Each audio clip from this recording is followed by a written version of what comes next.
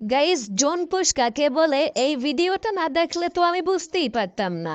আর guys, অস্থির লেভেলের zone পুশের সাথে সাথে কি মাইন্ড সেট আপ ঠিক করছে এই পোলায় একটা বার দেখো। শিফার আছে আর কি, যেদিন আছে। ও আচ্ছা আচ্ছা আচ্ছা, ওই কাছে ফরাজ সুপার মেডিকেট ছিল ভাই, হালা ও জানে। এটা দেখলাম, ম্যাম বললাম মা এখনো জুনা। আমি তো বললাম যে শিবাত ভাই যে বক্স খুলে ফেলে মেডিকেট করতেছিল, বুঝছো